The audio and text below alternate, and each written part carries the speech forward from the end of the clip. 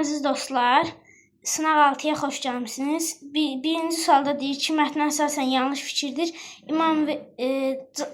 Təbii ki, doğru cavab Nurəddin Gülpərini çox sevdiyi üçün onun yanına getmək istərdi. Xeyr, burada deyir ki, Nurəddin İmamverdi babanın yanında çox gözəl vaxt keçirirdi və buna şükür edirdi. Gülpəri onu özü ilə aparmadı. Ona görə cavabımız deyil. Mətnə ad verin. Cavab gizli niyyətdir. Çünki burada Əmraslan onu öldürmək istəyir. Ona görə cavabımız B. Sual. Burada cavab C-dir. Burada deyir ki, baxın, əfsus ki, zavallı Nurəddin üçün bu xoşbəxtlik çox çəkmədi. Gülpəri ərə gedəndə öz razılığı ilə Nurəddinin razılığı ilə onun atasının yanında qoymuşdu. Amma indi nədənsə fikrin dəyişib Nurəddini öz yanına aparmaq istərdi. Bəli, sual üstdə də C-dir. İndi 4-ə keçək. 4-də A-dır. Çünki Nurəddin safdır. Hadisələr analiz edə bilmir. Gülpəri qəddar, acımasız insandır. İmamverdi yanında olan insanı qorumağa çalışır. Cavab A. İkinci sualda deyir ki, tünd hərflərlə verilmiş sözün kontekstə uyğun qarşılığının işləndiyi cümlələri müəyyən edin. Baxaq. Baxın, burada tünd hərflə verilmiş evinə köçdü. 5-ci sualda cavabımız C-dir. Student xanımla vidalaşaraq 2 gündən sonra daşınacağını bildirdi. 6-da deyir ki, kursivlə verilmiş cümlədə məna pozuntusu yaradan sözü müəyyən edib cavab kağızına yazın. Aşağı dırmaşdı, çünki aşağı dırmaşdı ola bilmir. Bu məna pozuntusu yaradır. 7-də deyir ki, getməyəcək feili ilə bağlı yanlış fikri müəyyən edin. Təbii ki, cavabımız feilin təsdiq formasındadır. Yəni, bu yanlış fikirdir. Getməyəcək, burada yanlışdır da, feilin təsdiq formasında olmayacaq. Cavab D.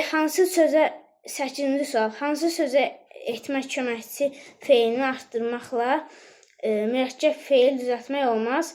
Təbii ki, nail etmək olmur, amma nail olmaq olur. Hansı cümlədə sayın yazılışında səhvə yol verilmişdir?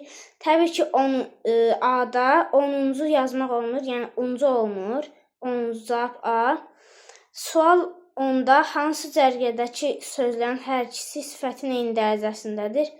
Burada cavab D-dir, çünki dümağ və ağappaq ikisi də çoxaltma dərəcəsindədir, yəni eyni dərəcədədir.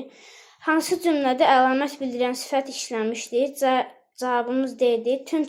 Tünd qırmızı lenti saçlarına xüsusi gözəllik verir. Tünd qırmızı əlamət bildirən sifətdir. Keçək 12-ci suala. Quru sözü hansı cümlədə məcazi mənada işlənmişdir? Cavabımız B-dir. Gəldiyev quru və tələbkar bir sifət aldı.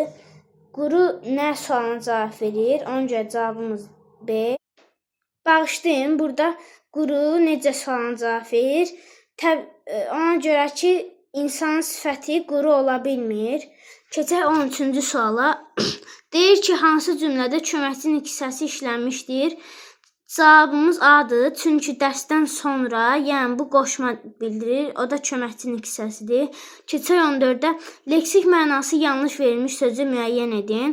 Ehtimal, kiməsə etibar etmə, inanma, yəni B yanlış fikirdir.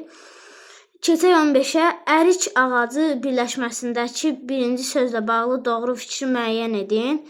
Cavabımız C-dir, çünki xaşdir samitin cinciltili qarşılığı işlənmişdir. Yəni, bunun tənəffüsdə ərik yağacı deyirik. Yəni, sonuncu samit y olur. Ona görə cavabımız C. 16-ya baxaq. Verilmiş nümunədə sayın hansı məna növü işlənmişdir? Az və çox qeyri-müəyyən miqdar sayı bildirir. Keçək 17-yə. Hansı cərgədəki hər 3 söz mənsubiyyət şəkilçisi qəbul etmişdir? Kitabınız, dostum, evimiz. Cavab A-dır. Hansı cümlədə fərqləndirilmiş söz indiki zaman şəkilçisi qəbul etmişdir? İsti yerlər, cavabımız A. İsti yerlərdə əti saxlamaqdan ötürü duzlayır. Bu indiki zamandadır. Cavabımız A. Bu açıq sualdır. 19 gəlməyirəm feilinin yazılışında qəsdən səhvə yol verilmişdir. Bu feilin düzgün yazılış formasını cavab kağızına yazın. Gəlməyirəm sözü gəlmirəm olmalıdır.